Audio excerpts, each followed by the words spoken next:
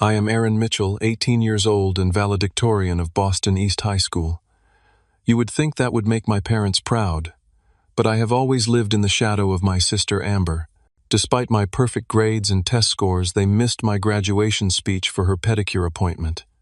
22 years of being second best finally made sense when I discovered the adoption papers hidden in our attic. What happened next changed our family forever. Before I continue my story, let me know where you are watching from in the comments below. Hit that like button and subscribe to the channel if you have ever felt invisible in your own family. Trust me, what I am about to reveal will show you that sometimes the truth, however painful, is the only path to freedom. From as early as I can remember, books were my escape, and learning was my superpower. While other kids in our suburban Boston neighborhood were playing sports or video games, I was solving math problems and reading books meant for students twice my age. My elementary school teachers called my parents in for conferences, not because I was causing trouble, but because they were running out of ways to challenge me. Aaron is exceptionally gifted, they would say. He needs more advanced material. My parents, Richard and Margaret Mitchell, would nod politely, thank the teachers, and then immediately shift the conversation to how my sister Amber was doing in her classes.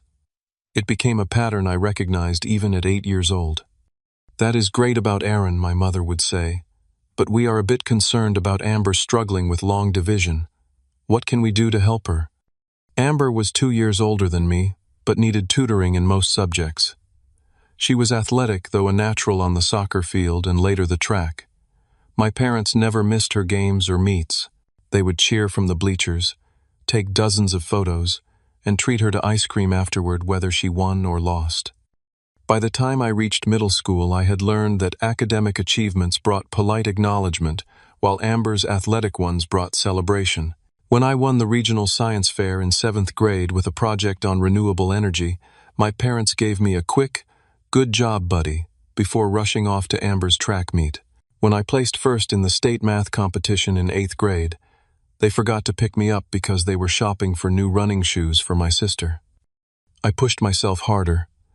Perfect grades were no longer enough. I joined every academic club and competition I could find.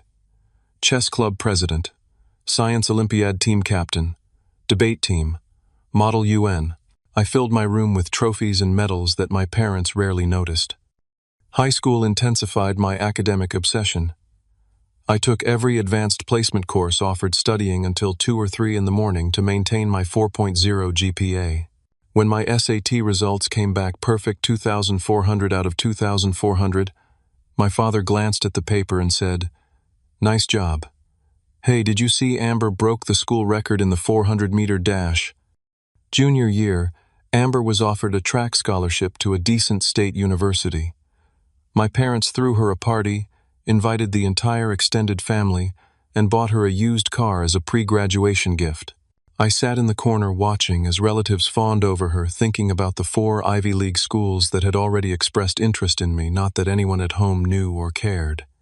By senior year, I was emotionally exhausted but still pushing. Harvard, Yale, Princeton, and Stanford had all accepted me with full academic scholarships. My guidance counselor was ecstatic. My parents responded with, "That is nice, but let us think about it. Those schools are expensive, even with scholarships, and we have been saving for years for Amber's college fund." When the announcement came that I would be valedictorian with the highest GPA in our school's history, I allowed myself a moment of hope. Surely this would be the achievement that would finally make them see me. The valedictorian gives a speech at graduation, a moment in the spotlight. Maybe they would finally be proud if they heard me speak in front of the entire school, if they saw the principal shake my hand with respect, if they witnessed other parents looking at them with envy. "I am going to be valedictorian," I told them at dinner one night, trying to keep my voice casual. "What does that mean?" my father asked between bites of pot roast. "It means I have the highest grades in the school. I get to give a speech at graduation." "Oh," my mother said, "that is nice. Amber, did you tell your father about your new track coach at college? The one who trained Olympic athletes?" And just like that, the conversation moved on, and my news evaporated into nothing. Still, I held on to hope that when the actual day came, when they sat in the audience and watched me at the podium, things would be different. I spent weeks drafting my speech, pouring everything into it, imagining my parents finally looking at me with the same pride they always showed Amber. I was wrong. So very wrong. The week before graduation was hectic for everyone. My sister was preparing to leave for a summer training program before her freshman year of college, and our house revolved around her needs. My mother took her shopping for dorm supplies, while my father researched the best running shoes and fitness trackers for her training. Meanwhile, I polished my valedictorian speech, working through draft after draft. I wanted it to be perfect, meaningful, not just to my classmates, but to my parents. One evening, I gathered my courage and asked my mother if she would listen to me practice. "Now is not a good time, Aaron," she said, scrolling through her phone. "I need to find a decent dorm refrigerator for your sister. The one the school provides is too small for her protein shakes and meal prep containers." "It would just take 10 minutes, I said. She barely looked up.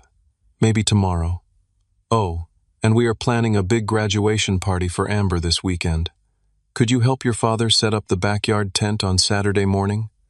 Of course, tomorrow never came. Neither did the next day or the day after that. By graduation morning, no one in my family had heard a single word of the speech I had poured my heart into. I woke up early that day, too nervous to sleep. Graduation was scheduled for 10 in the morning, and students needed to arrive by 8:30 for lineup and final instructions. I put on my dress pants and shirt, carefully laid out my graduation gown and cap on my bed, and went downstairs for breakfast. The house was oddly quiet. In the kitchen, I found a note on the refrigerator. Erin Amber had an emergency with her nails before her graduation party. Taking her for a pedicure appointment. Dad came along to get the ice for the party. See you at the ceremony. Mom. I stood there reading and rereading the note, a cold feeling spreading through my chest. My sister's pedicure was an emergency, more important than being there for their son on his big day. I checked the time, 7:45. The salon opened at 8. The ceremony was at 10. They knew what they were choosing. I drove myself to graduation, parked in the student lot, and joined my classmates in the gymnasium for lineup. Everyone else seemed to have family members helping them with their caps and gowns, taking photos, giving hugs. I sat alone on the bleachers until it was time to line up. As valedictorian, I would be seated on stage with the principal and other speakers. I kept scanning the filling auditorium for my parents, hoping they would at least make it in time for the ceremony. The seat section reserved for families of honor students remained conspicuously empty, where my family should have been. When it was my turn to speak, I approached the podium, my carefully prepared speech in hand. I looked out at the sea of faces, at the proud parents with their cameras and tissues. My family's seats remained empty. I swallowed hard and began to speak. I delivered my speech about perseverance, about finding your own path, about defining success for yourself, rather than seeking approval from others. The irony was not lost on me. The audience applauded warmly when I finished. Several teachers gave me thumbs up. The principal shook my hand and whispered, "Excellent job, Aaron." But the seats that mattered remained empty. After the ceremony, as families gathered to take photos and celebrate, I stood awkwardly to the side, my diploma in hand, wondering what to do next. A few classmates' parents congratulated me on my speech. My physics teacher, Mr. Harmon, seemed to sense something was wrong and came over to shake my hand. "That was one of the best valedictorian speeches I have heard in 20 years of teaching," he said. "Your parents must be incredibly proud." I managed a weak smile and mumbled thanks before heading to my car. I drove home slowly, dreading what awaited me. When I arrived, the house was bustling with activity. The backyard was decorated with streamers and balloons. A banner reading, "Congratulations." Amber hung across the patio. Relatives were already arriving for my sister's graduation party, even though her actual ceremony was not until the following week. My parents were in the kitchen arranging food platters. They looked up when I entered. "Oh, Aaron, there you are," my mother said. "How was graduation?" "You missed it," I said flatly. My father had the decency to look slightly embarrassed. "Sorry about that, son. Amber had that emergency with her nail appointment, and then we had to get everything ready for the party." My valedictorian speech. "You missed my valedictorian speech for a pedicure appointment." My mother sighed. "Do not be dramatic, Aaron. We will watch the video when the school sends it. Besides, you know how important this party is for Amber. She has worked so hard for her scholarship. Amber walked in then, her toenails freshly painted in our school colors. The decorations look amazing. Thanks for taking me to get my nails done, Mom. They match the party theme perfectly. She noticed me standing there and added as an afterthought, "Oh hey, Aaron. How was your thing, Dad? Can you help move the speakers outside? My friends will be here soon." I stood there invisible as always, watching my family continue their preparations. No one asked about my speech again. No one commented on the honor I had received. No one seemed to care that I had just graduated at the top of my class. I went upstairs to my room, changed out of my graduation clothes, and sat on my bed staring at the wall. Something inside me had finally broken. This was not just disappointment anymore. This was the crushing realization that in this family I would always be an afterthought. But I had no idea that this painful day would lead me to discover why I had always been treated this way. The truth was hidden in our attic, buried under 22 years of lies. The weekend after graduation was unbearable. Our house was still littered with the remnants of Amber's pre-graduation party, and my parents were busy helping her prepare for her summer training program. I decided to start packing for college early, even though I had not yet decided which of my scholarship offers to accept. Anything to keep busy and avoid family interactions. I needed my birth certificate and social security card for college registration, but I was not sure where my parents kept important documents. My mother was out shopping with Amber and my father was golfing with his friends, so I took the opportunity to search their home office. After rifling through several drawers with no success, I remembered the filing cabinet in the attic where they kept old tax returns and insurance policies. The attic was hot and dusty, sunlight streaming through the small window at one end. I found the filing cabinet tucked behind some old Christmas decorations and began methodically going through each drawer. In the bottom drawer, behind a folder labeled House Documents, I found a thick manila envelope that caught my attention. It was sealed with string and looked official. Thinking it might contain birth certificates, I opened it. The first document I pulled out made my blood run cold. It was an adoption certificate with my name on it. Aaron James Mitchell, adopted by Richard and Margaret Mitchell, on September 10, 2004. I was born on April 15, 2004, making me 5 months old at the time of adoption. I sat back on the dusty attic floor, my hands shaking. Adopted, why had no one ever told me? My mind raced with questions and confusion. Was this why I had always felt like an outsider in my own family? Why Amber, their biological child, had always been favored? Digging deeper into the envelope, I found more documents, correspondence with an adoption agency, medical records from my birth, and most shockingly, letters from someone named James Harrington, who appeared to be my biological father. The letters were dated throughout my childhood and teenage years. They were addressed to my parents, politely requesting updates about me and expressing interest in maintaining some connection. Many mentioned his desire to support my education and development.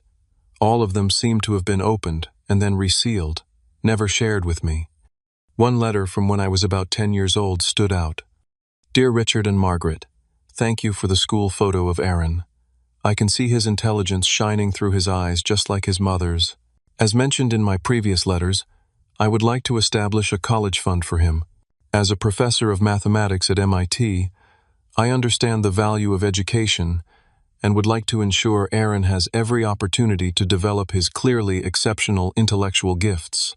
Please find enclosed a check for $10,000 as an initial contribution. I hope to make this an annual gift. Respectfully, James Harrington, Ph.D. There were more letters, each containing mentions of financial contributions for my education. According to these letters, my biological father had been sending money for years, specifically earmarked for my college education. Money I had never known about, while my parents claimed they needed to save for Amber's college fund. I kept searching and found a folder containing correspondence between my parents and several prestigious universities. Letters addressed to me that I had never seen offering special academic programs, summer internships, and early admission opportunities. There was even an invitation to a mathematics symposium for gifted students that had taken place during my sophomore year, an opportunity I would have treasured but never knew existed. The most recent letter from my biological father was dated just 3 months ago. Dear Richard and Margaret, as Aaron approaches graduation, I want to reiterate my desire to be part of his life. I understand and respect the boundaries you have established, but he will be an adult, soon capable of deciding for himself, if he wishes to know me. My offer to fully fund his college education at any institution of his choice still stands. Given his exceptional academic achievements, which I occasionally glimpse through public school records and competition results, he deserves every opportunity to pursue his education without financial constraints. I will be in Boston next month, and would welcome a chance to finally meet him with your blessing. Sincerely, James Harrington, Ph.D. At the bottom of the letter my mother had scribbled, "Absolutely not. Do not respond." Sitting there, surrounded by evidence of 22 years of deception, I felt a strange calm descend over me. The pieces were finally falling into place. My parents' constant favoritism toward Amber, their dismissal of my academic achievements, their reluctance to support my college plans despite my scholarships, all of it made a twisted kind of sense now. I had been brought into their family as an obligation perhaps, or as a companion for Amber. But they had never truly accepted me as their son. They had intercepted communications from my biological father, hidden opportunities from me, and possibly even used money meant for my education for other purposes, likely Amber's. I carefully gathered all the documents, placed them in my backpack, and returned the manila envelope to the filing cabinet with some blank paper inside to maintain its weight and feel. No one would know what I had discovered until I was ready. Back in my room, I spread the documents across my bed and began to organize them chronologically. A plan was forming in my mind. I would not confront my parents immediately. I needed more information first, and I needed to contact James Harrington, the father I never knew I had. I found his email address on one of the recent letters and drafted a message, then hesitated. What if he no longer cared? What if he had given up after years of being rebuffed by my adoptive parents? Number. The letters showed a consistent effort to be part of my life spanning nearly 2 decades. He deserved to know that I had finally discovered the truth, and I deserved to know the man who had tried so hard to be part of my life. I sent the email with my phone number explaining briefly who I was and that I had just discovered the adoption papers. Then I began to dig deeper into the financial aspects of what I had found. If my biological father had been sending money for my college education for years, where had it gone? Within hours of sending my email to James Harrington, my phone rang with an unknown number. I answered with trepidation. "Hello. Is this Aaron Mitchell?" The voice on the other end was deep and steady. "Yes, this is Aaron." "Aaron, this is James Harrington. I received your email. I can hardly believe I am finally speaking with you." The emotion in his voice was unmistakable. We talked for over an hour, arranging to meet the following day at a coffee shop downtown, far from my neighborhood where my parents or their friends might see us. That night I could barely sleep. I continued examining the documents I had found using my laptop to research James Harrington. He was indeed a professor of mathematics at MIT, with an impressive list of publications and awards.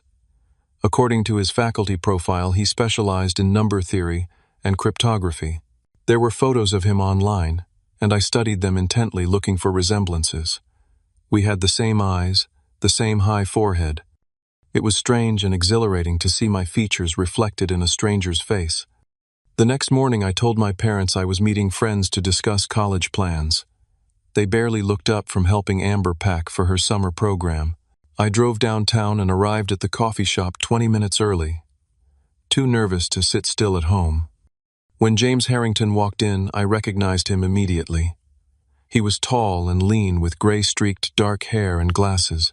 He scanned the room, and when our eyes met, he stopped for a moment, a look of wonder crossing his face. "Aaron," he said simply as he approached my table. "Professor Harrington," I replied, standing awkwardly. "Please call me James, or whatever makes you comfortable."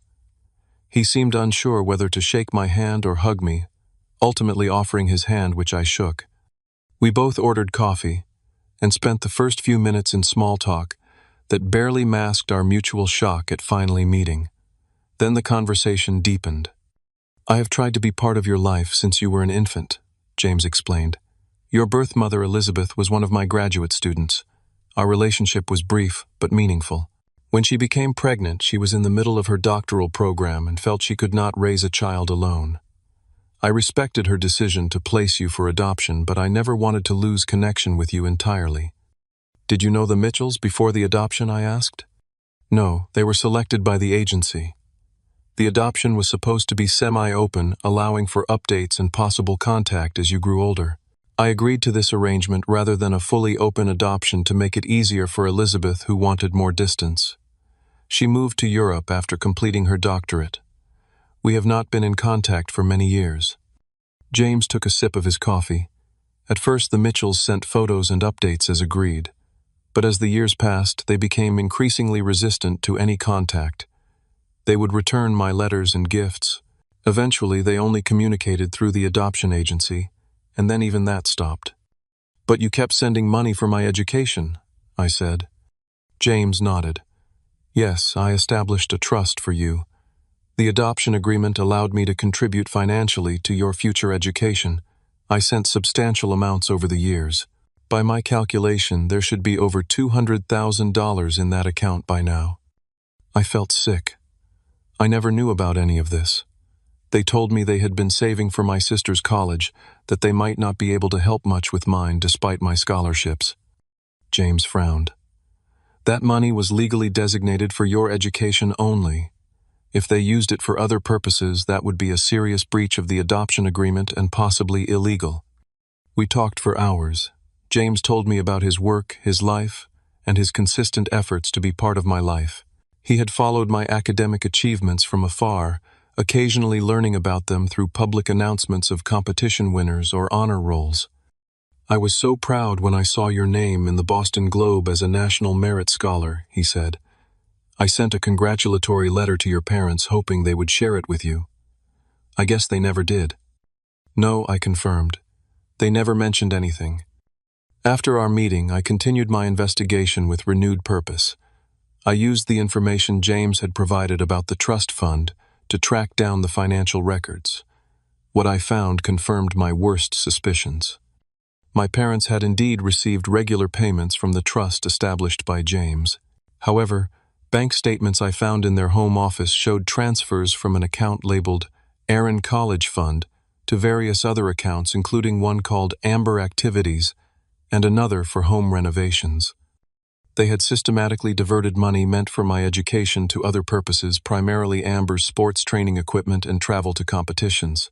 The new car they had given her as a pre-graduation present had been purchased with money from my trust fund. I also discovered credit card statements showing charges for expensive running shoes, private coaching sessions, and sports camps for Amber, all paid from the account meant for my education. Meanwhile, they had been telling me we might not be able to afford the expensive Ivy League schools that had offered me admission and scholarships. The depth of the deception was staggering.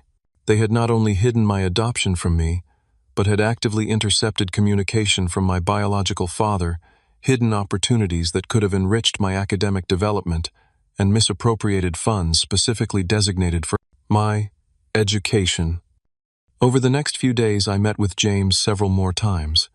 He introduced me to a lawyer friend who specialized in trust law, who confirmed that what my parents had done was likely illegal and certainly unethical. The lawyer suggested several possible courses of action, from a formal legal complaint to a simple confrontation with documentation. Before you make any decisions, James advised, consider what outcome you want. Is it financial restitution, legal consequences for your adoptive parents, or simply acknowledgement and change in your relationship going forward? I thought carefully about his question. What did I want? The hurt and betrayal ran deep, but I was not sure I wanted to see the only parents I had ever known face legal charges. At the same time, I could not simply pretend nothing had happened. I want the truth to be acknowledged, I finally said. I want them to admit what they did to face the consequences in terms of family relationships, if not legal ones. And I want to make my own decisions about my future without their interference. James nodded. That seems reasonable and mature. How do you want to proceed? The answer came to me with sudden clarity. Amber's graduation party. The whole family will be there. It is the perfect time to bring everything into the open. As the day of Amber's graduation and subsequent party approached, I prepared carefully. I organized all the documentation, chronologically made copies of everything, and prepared a clear, factual summary of what I had discovered. James and I developed a plan. He would arrive at the party at my signal, waiting nearby until needed. I was not seeking revenge. I simply wanted the truth to be known, the lies to end, and my future to be my own. Amber's graduation ceremony was on a Saturday morning, followed by an elaborate backyard party at our house. Unlike my graduation, which had been treated as an inconvenience, hers was the social event of the season in my parents' minds. They had hired caterers, rented a tent and tables, and invited extended family, neighbors, and what seemed like half the town. I attended the ceremony with my parents sitting silently between them in the auditorium. When Amber crossed the stage to receive her diploma, they cheered loudly, my father whistling through his fingers, while my mother took video with her phone. I clapped politely, my mind elsewhere, rehearsing what I would say later. Back at the house, guests began arriving around 2 in the afternoon. Grandparents, aunts, uncles, cousins, and family friends filled our backyard bearing gifts and congratulatory cards for Amber. I moved through the crowd, greeting people with practiced smiles, waiting for the right moment. My grandfather, my father's father, pulled me aside at one point. "I heard you were valedictorian, Aaron. That is quite an achievement. Sorry we could not make it to your ceremony." "Thanks, Grandpa," I said. At least someone had acknowledged it. "So Harvard, huh? Your grandmother and I are very proud." I was surprised he knew about Harvard, since I had not yet told anyone which school I would attend. "Who told you I was going to Harvard?" "Your father mentioned it when we called last week. Said you got a full scholarship. Pretty impressive kid." I nodded, filing away this information. My parents had apparently been discussing my college plans without consulting me, after telling me we might not be able to afford it despite my scholarships. Around 4 o'clock, when most guests had arrived and were eating and mingling, my father called for everyone's attention. He stood on the small deck, a glass of champagne in his hand. "Margaret and I want to thank everyone for coming to celebrate our daughter's graduation," he began. "Amber has made us proud in so many ways, and we are excited to see her start at State University on her track scholarship." Guests applauded as Amber beamed. "We have a little surprise for our star athlete," my father continued. "Amber, we know how important your training is, and we want to support your college career in every way possible. So we have decided to rent you an apartment near campus, instead of having you live in the dorms. It will give you more space for your equipment and more freedom to focus on your training schedule." More applause followed as Amber squealed with delight and hugged my parents. I stood frozen, knowing that such an apartment would cost thousands of dollars per month, likely coming from my misappropriated trust fund. And my mother added, "We will be covering all your expenses beyond the scholarship, so you can focus entirely on your athletics and studies." That was my cue. I stepped forward, moving to stand near my parents on the deck. "That is very generous," I said loudly enough for nearby guests to hear. "I am curious, though. Will you be using my college fund to pay for Amber's apartment?" A confused silence fell. My father gave me a warning look. "Aaron, this is not the time." "Actually, I think this is exactly the time," I countered, my voice steady. "I have some news to share with the family, too." My mother tried to intervene. "Aaron, please, this is your sister's day." "Yes, it always is not it?" I said. "But today I think we need to clear the air about a few things. For instance, did you know that I was adopted?" The shocked murmurs from the guests confirmed that this was not common knowledge in our extended family. My grandmother gasped audibly. "Aaron, that is enough," my father said, firmly trying to guide me away from the gathering. I stood my ground. "I just found out myself, actually. Last week, while looking for my birth certificate in the attic, I discovered my adoption papers. Interesting reading. Even more interesting were the letters from my biological father that were hidden from me my entire life." Aunt Susan, my mother's sister, looked stunned. "Margaret, you never told us Aaron was adopted." "It was not important," my mother said tightly. "We are his parents in every way that matters." "Except you never told me the truth," I said. "And you hid the fact that my biological father wanted to be part of my life. You intercepted his letters, returned his gifts, and ignored his requests to meet me. Guests were now openly staring, some looking uncomfortable, others fascinated by the unfolding drama. But the really interesting part, I continued, was discovering that my biological father, Professor James Harrington of MIT, had been contributing to a trust fund for my education since I was a baby, a fund that now should contain over $200,000. My father's face had turned pale. "Aaron, this is a private family matter. We can discuss this later." "No, I think the family should hear this," I insisted, "especially since you just announced using money for Amber's apartment. Money that legally belongs to me, designated specifically for my education." I pulled out copies of the financial records I had gathered. I have bank statements showing transfers from my education trust to accounts for Amber activities, home renovations, and even the car you gave Amber for graduation. Money that was legally earmarked for my education that you diverted for other purposes. The backyard had fallen completely silent. Amber was staring at our parents, her expression shifting from confusion to horror as the implications sank in. "Is that true?" she asked them. "You used Aaron's money for my stuff." My father attempted damage control. "It is more complicated than that. We always intended to replace the funds. We were just borrowing temporarily." "For 22 years, I asked. "Because according to these records, you have been diverting money since I was a toddler." My Uncle Robert, always the practical one, stepped forward. "Richard, if what Aaron is saying is true, this is serious. Misappropriation of trust funds is illegal." "It is all a misunderstanding," my mother insisted, her voice shrill. "Aaron is just upset because he feels we favor Amber." "Feel," I repeated. "You missed my valedictorian speech for her pedicure appointment. You have systematically dismissed my academic achievements while celebrating her athletic ones. You told me we might not be able to afford the colleges that accepted me, while secretly planning to rent her an apartment using my trust fund money." I turned to face the gathered family members, but the worst part is not the money, it is the lies. The hiding of my adoption, the interception of communication from my biological father, the deliberate suppression of opportunities that were meant for me. My grandmother approached my parents, her expression stern. "Richard, Margaret, is this true? Have you been keeping Aaron's adoption a secret all these years? Even from us?" My father's defiance crumbled under his mother's gaze. "We thought it would be easier if everyone just considered him our son, period. No complications." "And the money Uncle Robert pressed?" My mother bit her lip. "We always meant to use it for his education eventually." "After spending most of it on Amber?" I asked. Amber had moved away from our parents, her face stricken. "I never knew," she said softly. "All those years, all those expensive training camps and equipment, that was Aaron's money." I nodded. "Not your fault. You did not know." The confrontation might have continued there, but I had one more revelation to make. I checked my phone and sent a text message.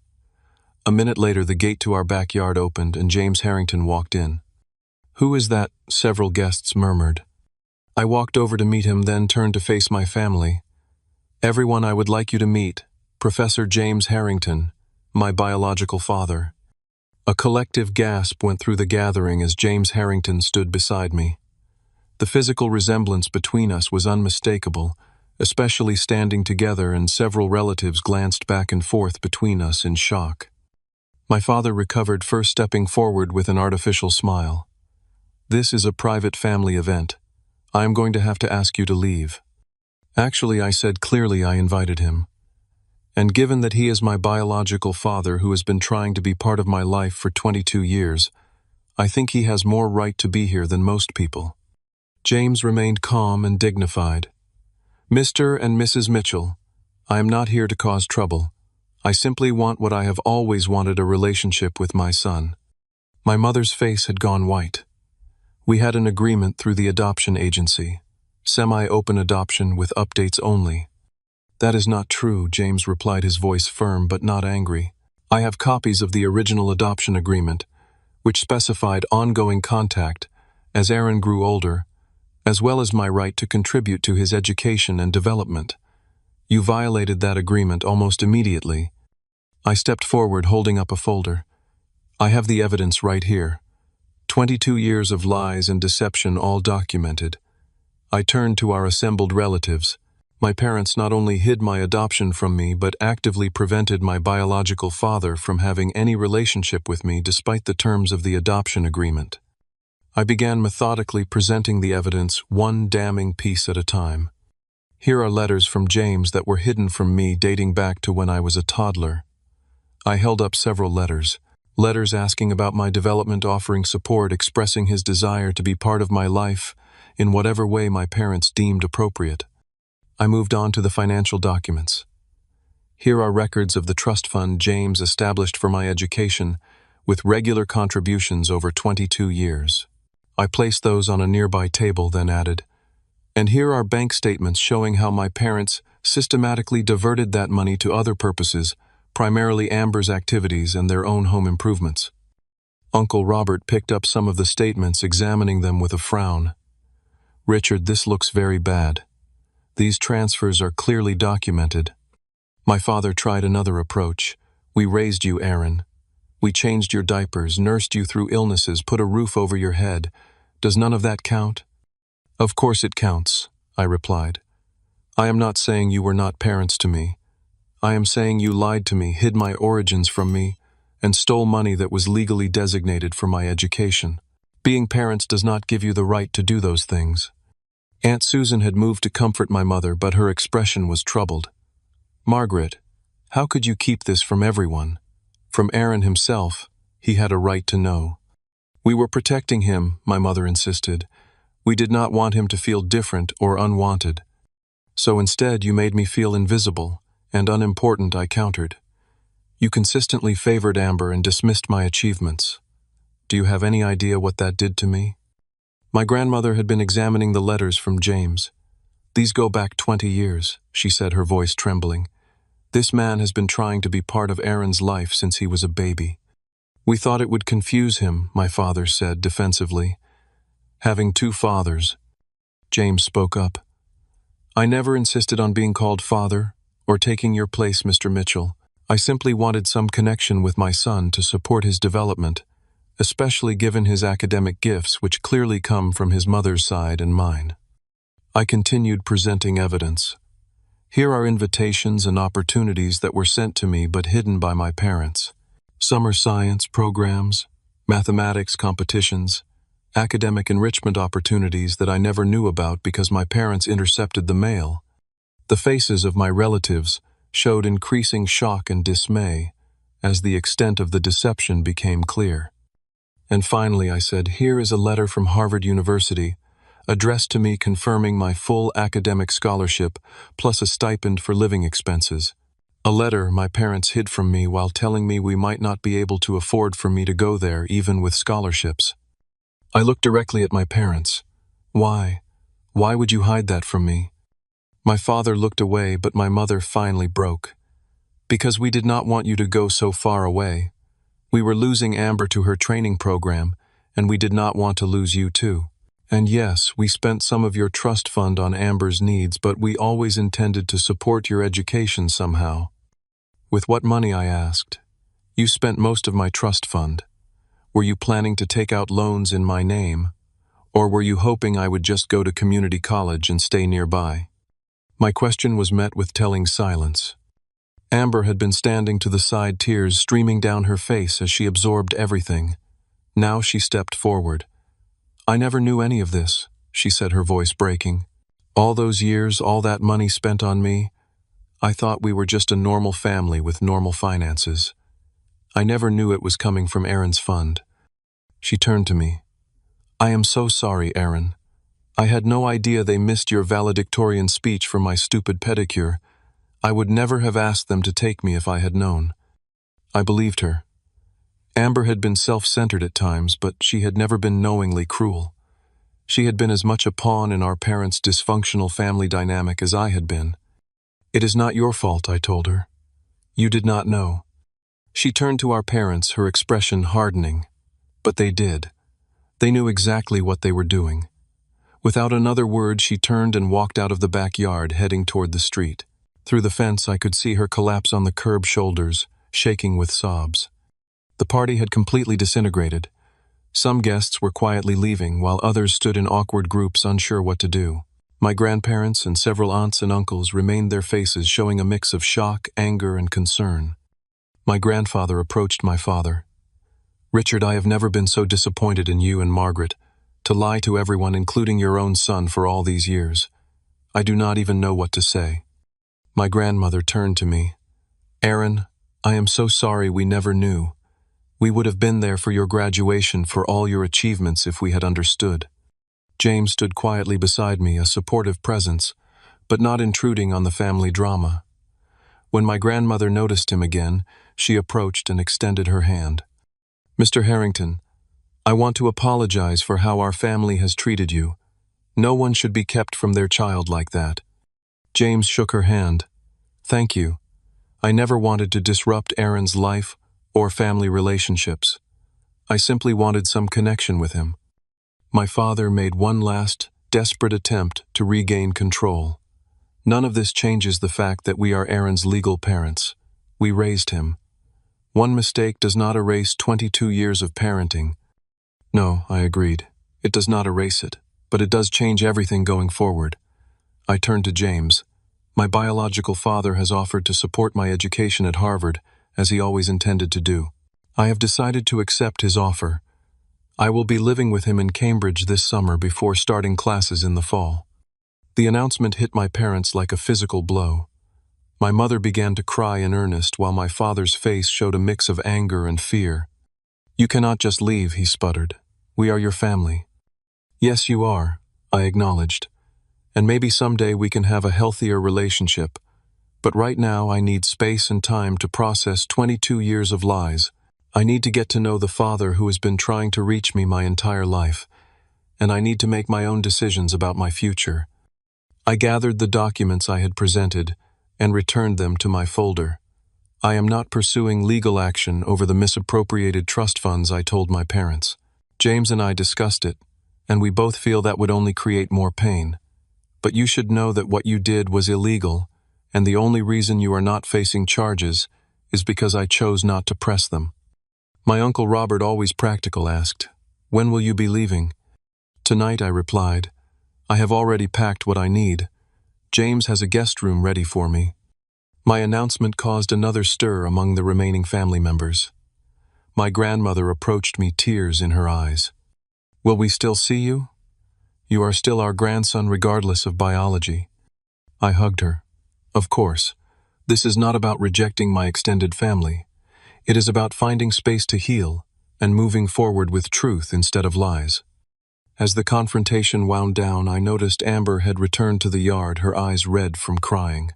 She approached me hesitantly. "Can we talk privately?"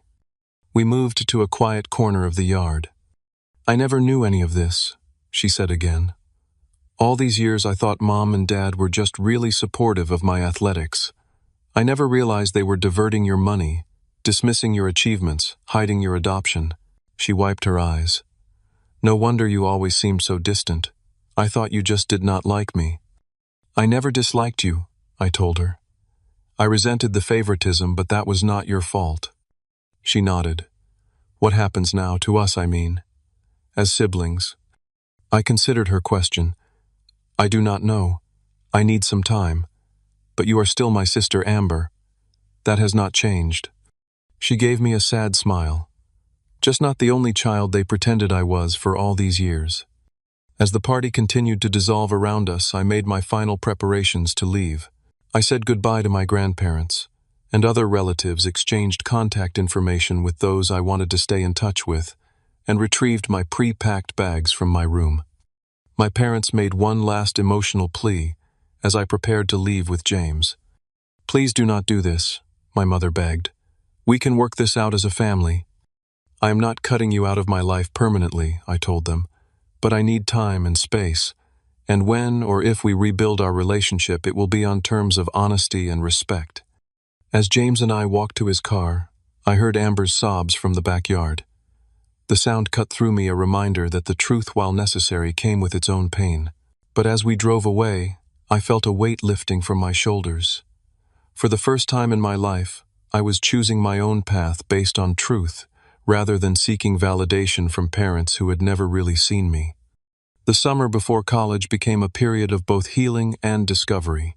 Living with James in his Cambridge home gave me space to process the revelations that had upended my life and to begin building a relationship with my biological father.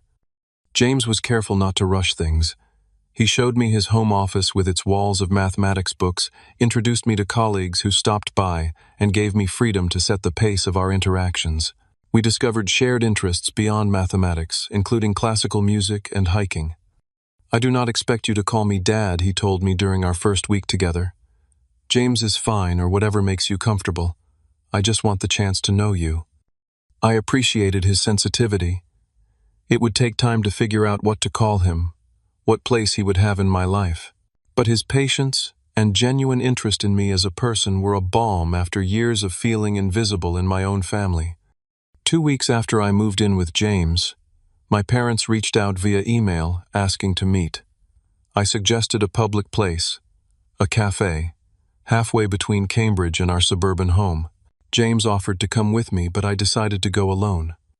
They looked different, somehow smaller and older than I remembered. My mother's eyes were red-rimmed, and my father seemed to have developed a nervous twitch in his right hand. "We miss you," my mother said immediately. "The house feels empty without you." "We have done a lot of thinking," my father added. "We know we handled everything wrong. The adoption, the trust fund, your achievements. All of it." I listened silently, waiting to see if their apology would include excuses or justifications. It did not. "We have no right to ask for forgiveness," my mother continued. "But we want you to know we are getting counseling to understand why we did what we did. We hope someday you might be willing to have a relationship with us again on your terms." "I appreciate that," I said. "I need time, but I am not cutting you out of my life forever. I just need to establish my own identity now without the lies and favoritism." They nodded, accepting my terms without argument.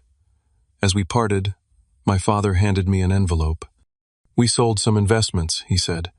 "It is not nearly enough to replace what should have been in your trust fund, but it is a start. We will continue to pay back what we diverted, even though you have your father's support now." The envelope contained a cashier's check for $25,000. It was a fraction of what had been diverted from my trust fund over the years, but the gesture mattered more than the amount. Surprisingly, it was Amber who made the most consistent effort to rebuild our relationship. She texted regularly, called once a week, and eventually asked if she could visit Cambridge. When she arrived at James's house, she seemed nervous but determined. "I have deferred my athletic scholarship for a year," she announced over lunch. "I am working full-time and taking community college classes instead." "Why?" I asked, surprised. "Because I need to know that I can achieve something on my own, without Mom and Dad's excessive support, and because I do not want to benefit from money that should have been yours." Her decision impressed me. We spent the day exploring Cambridge together, talking more openly than we ever had. She shared her own struggles with our parents' expectations, the pressure to excel athletically, the fear of disappointing them. "They put so much emphasis on my running that I never felt I had value beyond that," she admitted. "In a weird way, they did to both of us. They reduced me to the athlete, and you to the brain, never seeing either of us as complete people." Her insight helped me understand our family dynamic from a new perspective. While I had been neglected in favor of Amber, she had been burdened with being the favorite, defined solely by her athletic abilities. Neither situation was healthy. Over the summer, I also met several times with a therapist. James recommended processing my feelings about the adoption revelation, the years of favoritism, and my changing family relationships. The therapist helped me see that while my anger was justified, holding on to it would only hurt me in the long run. "Forgiveness does not mean forgetting or excusing," she explained. "It means releasing the power the situation has over you, allowing yourself to move forward without being defined by what happened." As August approached, and with it the start of my freshman year at Harvard, I felt more at peace than I had in years. James had helped me set up my new dorm room. My grandparents had visited Cambridge to see where I would be living, and even my parents had respected my boundaries while making small attempts at reconciliation. One evening, James and I sat on his back porch watching the sunset. "Are you nervous about starting classes?" he asked. "A little," I admitted, "but mostly excited. For the first time, I feel like I am pursuing education for myself, not to earn approval or validation." He nodded thoughtfully. "That is how it should be. Knowledge for its own sake, for the joy of discovery and understanding." "I never thanked you," I said after a moment of silence. "For what?" "For not giving up. For trying to reach me for 22 years, even when my parents blocked you at every turn." James smiled. "You are my son. I always felt connected to you, even when we could not communicate directly. And now, having the chance to know you as a person, I see it was worth every effort." My first semester at Harvard was challenging but exhilarating. Free from the shadow of family dynamics, I found myself enjoying learning in a way I never had before. I made friends who appreciated me for who I was, not just my academic abilities. Amber visited during family weekend in October, bringing news that she had started counseling and was developing interests beyond running. "I am taking a photography class," she told me. "It is the first thing I have ever done just because I enjoy it, not to win competitions or please mom and dad." My parents did not come to family weekend, respecting my request for space. But they sent a card expressing their pride in me and their hope that I was thriving. It was a small gesture but significant in its restraint and respect for my boundaries. By Thanksgiving, I felt ready to see them again. I invited them to Cambridge for dinner with James, Amber, and me. The meeting was awkward at times, but ultimately productive. My parents seemed genuinely committed to change, to seeing both Amber and me as individuals, rather than extensions of their expectations. "We cannot undo the past," my father said as we parted, "but we are trying to do better going forward. It would take years to fully heal the family wounds, to build new relationships based on honesty and respect rather than lies and favoritism. Some days were harder than others. Some memories still stung. But gradually I found myself able to think of my family without the immediate rush of anger and hurt. James became an important part of my life, a mentor and friend as well as a biological father. We discovered shared traits and interests that went beyond academics, from our dry sense of humor to our preference for mountains over beaches. He never tried to replace my adoptive parents, but instead created his own unique relationship with me. As my freshman year progressed, I found myself no longer defined by the need to prove my worth through academic achievement. I still worked hard and excelled in my classes, but now because I genuinely loved learning, not because I was seeking validation. Looking back on that devastating day when my parents chose Amber's pedicure over my valedictorian speech, I realize it was the breaking point that ultimately led to truth and healing. Had they attended my graduation, I might never have searched the attic, never discovered my adoption papers, never found my biological father, and never broken free from the dysfunctional family patterns that had shaped my childhood. Sometimes the most painful moments can lead to the most necessary growth. The truth about my adoption was like ripping off a bandage covering a festering wound. Painful, yes, but necessary for real healing to begin. As I finish this story, I want to ask you, have you ever discovered a family secret that changed everything? Have you had to rebuild relationships after betrayal or deception? Share your experiences in the comments below. Your story might help someone else who is going through something similar. If this story resonated with you, please hit the like button and subscribe to hear more real-life experiences. And remember, sometimes the hardest truths lead to the most authentic lives. Thank you for listening to my journey, and I wish you courage in facing your own truths, whatever they may be.